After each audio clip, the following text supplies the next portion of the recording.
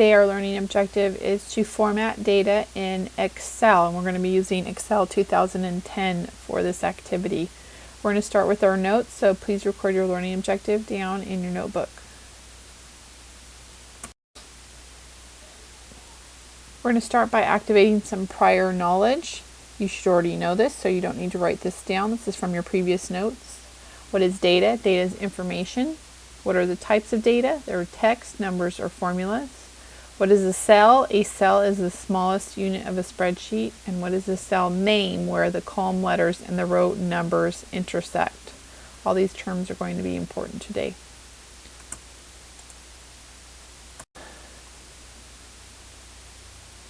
We're going to be adding one new term to our vocabulary today. I want you to write down what is format. Format is the way data appears or looks. So we're going to change the way that our data looks or appears today.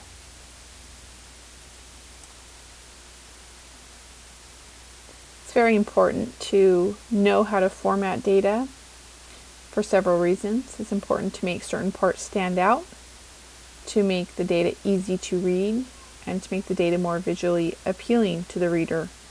Personally, you might have a schedule, list, or address book you want to format. Academically, you might have to format a table for a class report or project. Or in real life, you might need to format data presented to your employer, such as statistics, projections, or calculations. Please record one reason why you think it's important in your notes. There are many different types of format. The ones we're going to concentrate on are number, alignment, font, border, and fill.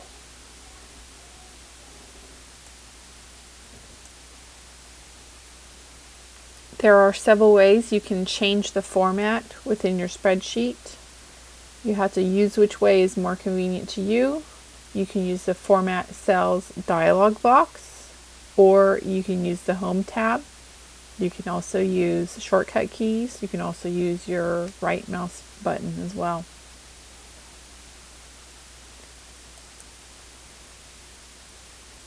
I'm going to begin with an example to demonstrate the different types of formatting for your data. The first is number formatting. So I'm going to highlight the cells that have numbers in them. And I'm going to go to the number category. We have some choices here under what type of format: percentage, fraction, date, accounting. Currency is a common one if you're dealing with money. Now you'll notice when I change it to currency, I get these little pound signs. That just means my column's not wide enough, so I'm going to adjust my column a little bit wider. And you'll see that they have dollar signs and decimal places. Decimal places are another common number formatting. You can increase or decrease the decimal here. You can simply go to these through the Home tab, or if you want to open the proper dialog box, the Format Cells, you can click that little tiny box with a little arrow in it and choose which one you want. Maybe you want no decimal places. So then you still have the currency formatting with no decimal places. That's an example of number formatting. The next example of formatting is alignment formatting. You can center, right align, left align. You want to select the cells first, individual or a group of cells. Find the alignment category under the Home tab and choose which alignment you're looking for. I'm going to go ahead and center these. I'm going to actually center the headings as well. Probably the easiest way to change the way that your data looks is by formatting the font. You can change the font type, size, color, and you can do that all from the Home tab, or you can use that dialog box, the Format Cells. You see there's a shortcut, Control-Shift-F. You can choose what font you want, and I happen to have chosen, I selected the whole entire table. I'm going to go ahead and choose a different font. I'm going to make it maybe a little bit bigger. I'm going to click OK. So now you'll see things are kind of off kilter. I need to make my column a little bit wider. And I'm going to go ahead and zoom out so you can see that a little bit better. I'm going to adjust my column height. And you can see that I changed the font. If you want to continue on, you can change the font color.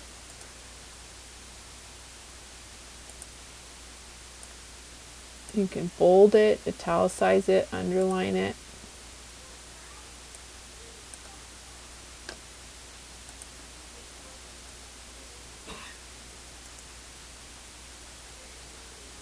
Another way you can change the format of your data is to apply a border. So I'm going to go ahead and select the whole table again. I'm going to go to the border button. Lots of choices for you. You can even draw your own border if you want to decide where you want the lines to go, or you can choose all borders if you want everything to have a border on it. You can also choose under the borders the color. Let's say I want a red border. And you can also choose the style of the line if you want a dotted or a dot dash. And I can draw where I want that to go. Get the little pencil. You can also apply borders through the font or format cells dialog box under the border tab. You can choose what type of border. You have all your options there in front of you at one time.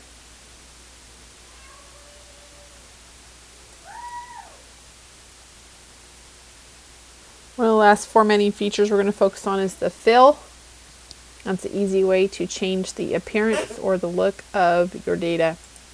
I'm going to go ahead and select the headings.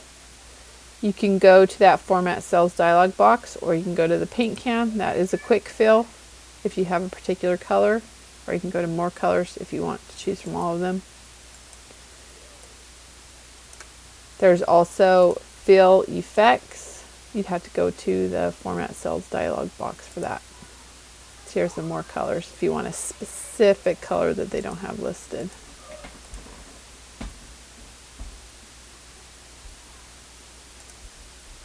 There's the fill. So it's not always practical but fun to do is to highlight, go to your Format Cells dialog box, Fill tab, do Fill Effects, and you can pick a couple of colors.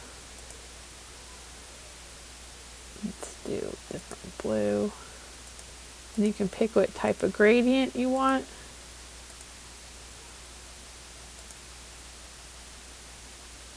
You can apply that to your cells as well. Maybe it doesn't look great, but it is a way that you can change the appearance of your data.